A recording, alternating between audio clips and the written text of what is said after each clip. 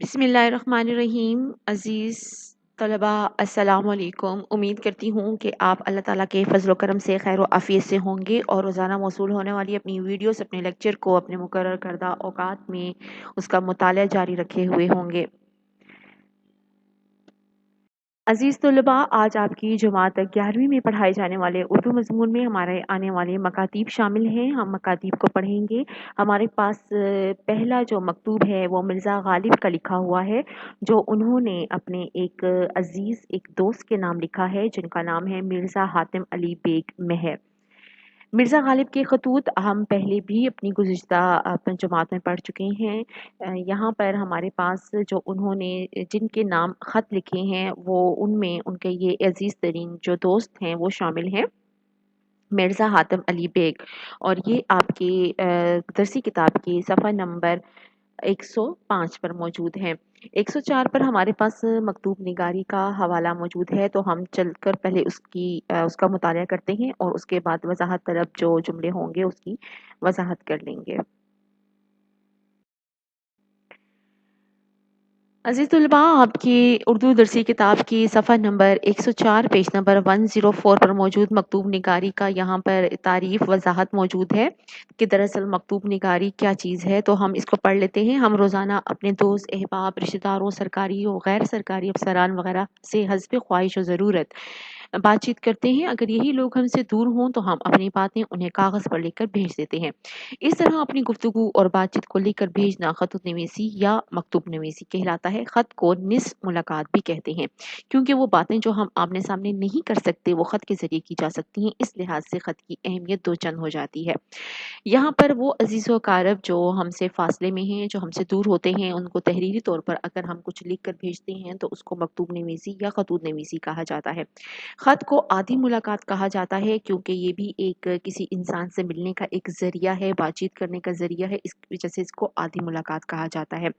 खत हमारे उर्दू अदब में फ़ारसी और अरबी से आए हैं उर्दू अदब में, और हमारे उर्दू अदब में खतूत की बहुत ज़्यादा अहमियत है। इसी तरह हम जान सकते हैं कि आया मकतूब निगारी कैसे लिखा जाता है कोई ख़त किसी के हवाले से, और दर्जा बदर्जा जो हमारे अज़ीज़ रिश्तेदार हैं या हमारे सरकारी और गैर सरकारी या फिर हमारे अफसरान हैं, तो उस सूरत में हमारे खतूत में क्या तब्दीली होती है।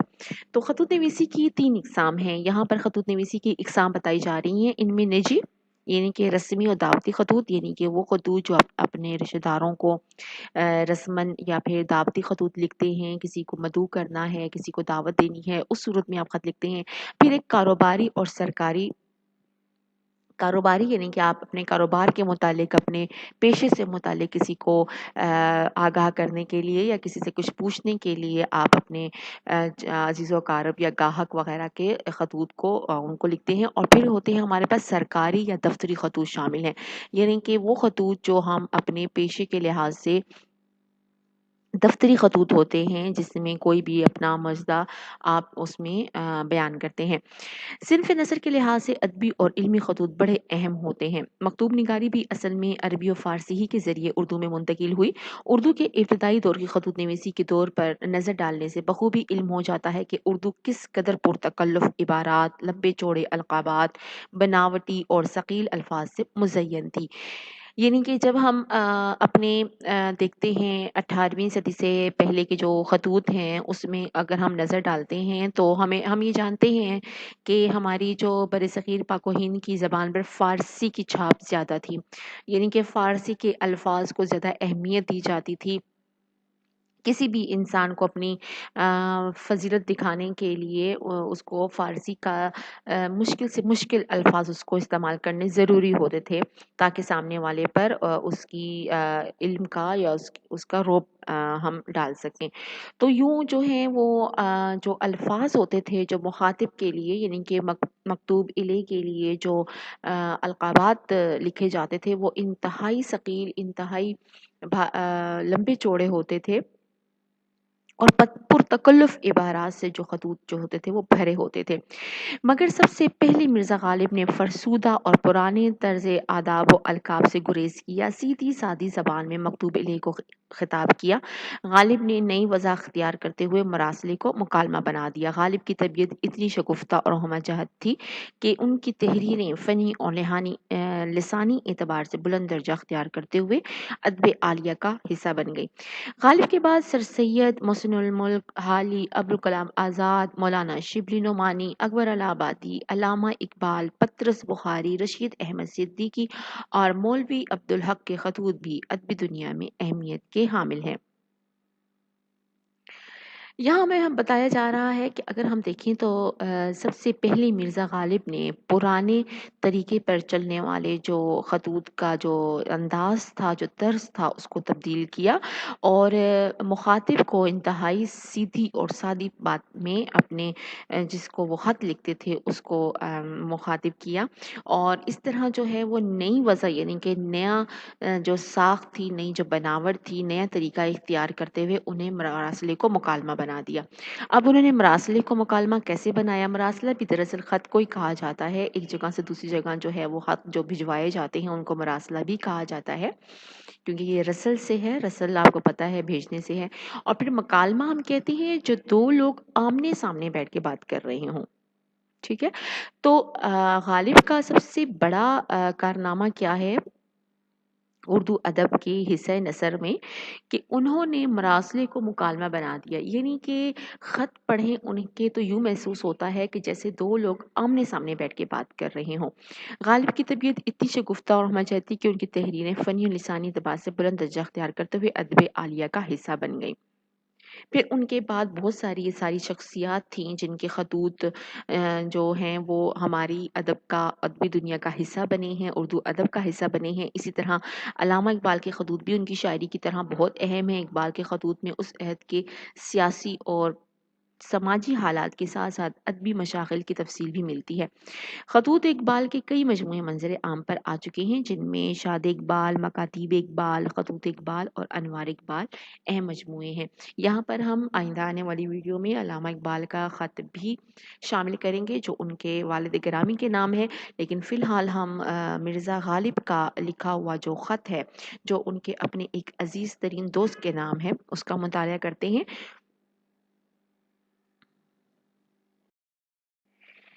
عزیز طلباء، اس سے پہلے کہ میں خطوط غالب میں ان کا جو خط ہے بنام مرزا حاتم علی بیگ مہر کے اس کا مطالعہ کروں، میں سب سے پہلے آپ کو بتاتے چلوں کہ ہمارے پاس حصہ نثر میں صرف خطوط غالب ہی ایسے ہیں جو ہمارے پاس حصہ نثر میں موجود ہیں۔ خطوط غالب سے ہی جو ہے وہ جدید اردو نثر کا آغاز ہوا ہے، کیونکہ انہوں نے اس میں خطوط میں انتہائی سادہ زبان استعمال کرتے ہوئے مکتوب الیہ کو مخاطب کیا ہے۔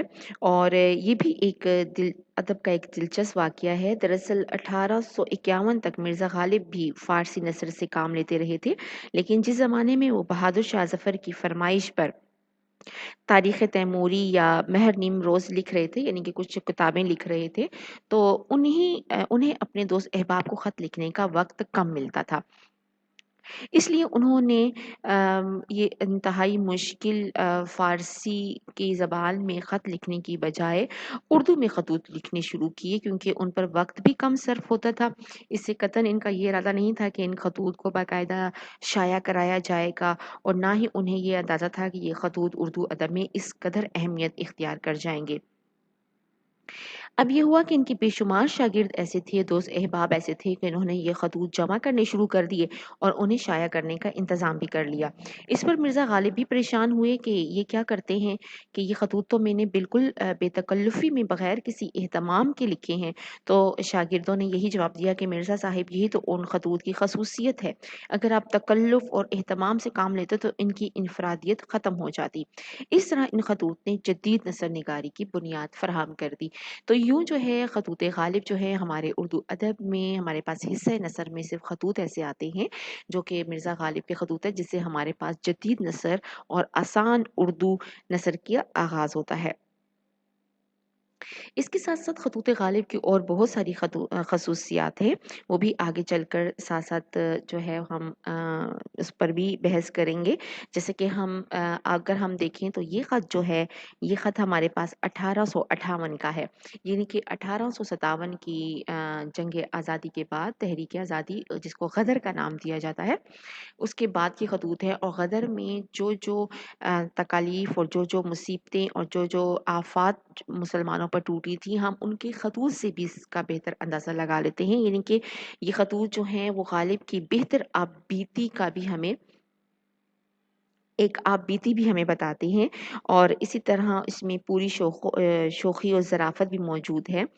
اور اس طرح ہم غالب کی اپنی زندگی کے حوالے سے بھی ان کی جو ہے خطوط سے بہت کچھ جو ہے وہ سیکھ سکتے ہیں، سمجھ سکتے ہیں۔ تو یہ خط جو ہے آپ کے نصاب میں شامل ہے، بنام مرزا حاتم علی بیگ مہر، جیسے کہ میں پہلے بتا چکی ہوں کہ مرزا حاتم علی بیگ جو ہیں ان کے قریب ترین رفقا میں، ان کے دوست میں شامل ہیں۔ مرزا صاحب، میں نے وہ انداز تحریر ایجاد کیا ہے کہ مراسل کو مکالمہ بنا دیا ہے۔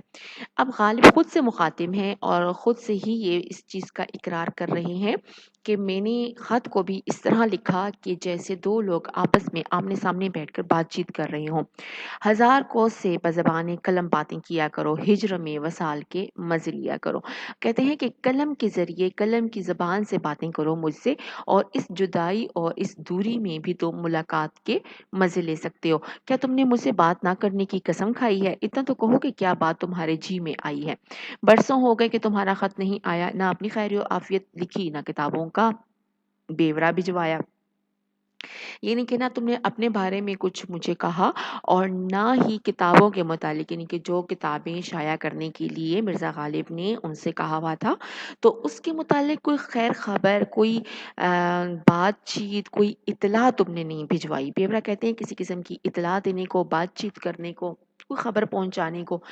ہاں، مرزا تفتہ نے ہاترس سے یہ خبر دی ہے کہ 5 ورق، پانچوں کتابوں کے آغاز کے ان کو دے آیا ہوں۔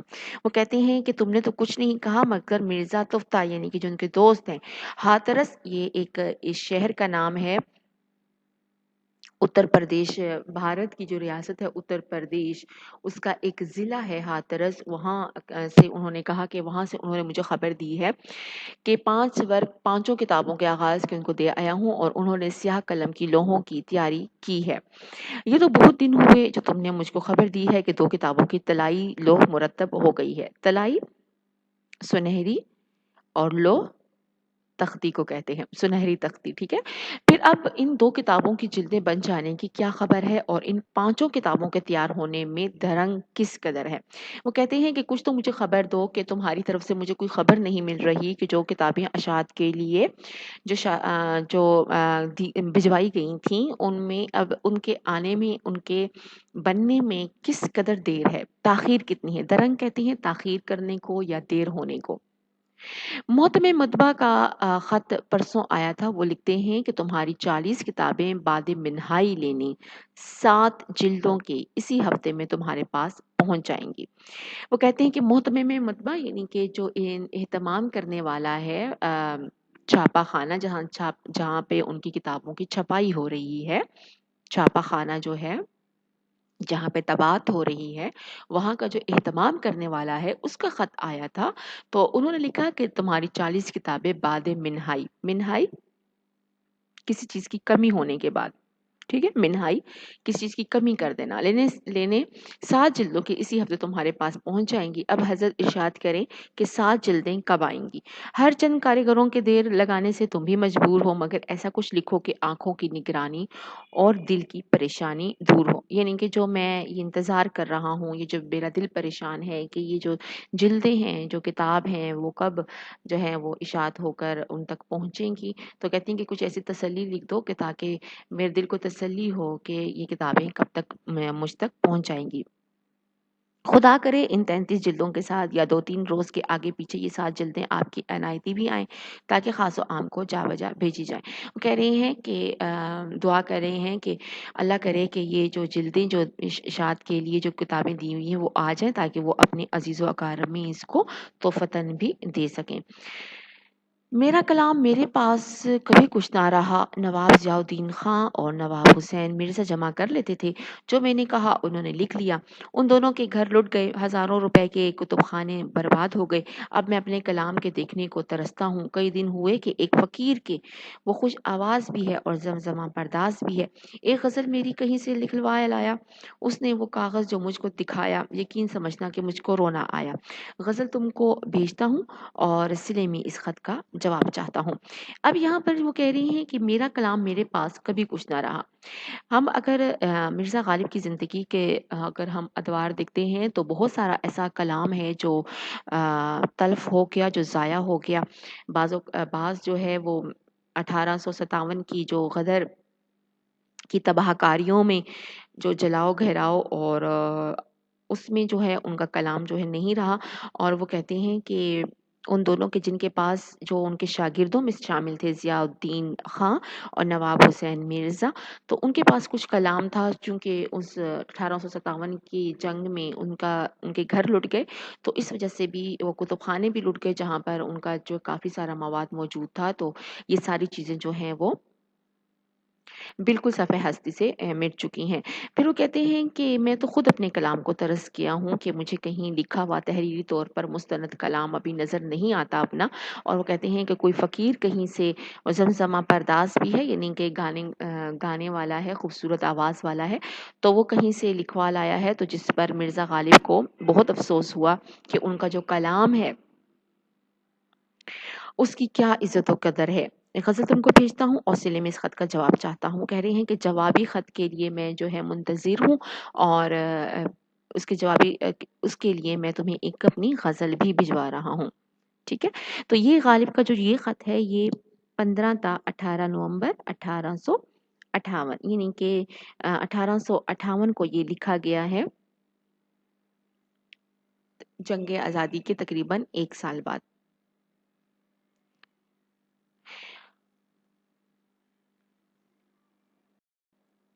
अज़ीज़ तलबा, उम्मीद करती हूँ कि आपको इस ख़त का बहुत सही जो है वो मुताले से समझ आ गई होगी। लेकिन इसके बावजूद अगर आपके आपके ज़हन में कोई इब्हाम है तो आप बेशक इसके मुतालिक जो है वो राब्ता कर सकते हैं मुतल्लिका उस्ताज़ा से।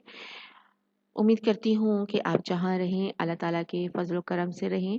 अपना बहुत-बहुत ख़्याल रखें और अपना मुताला जो है वो रोज़ाना जारी रखें। शुक्रिया।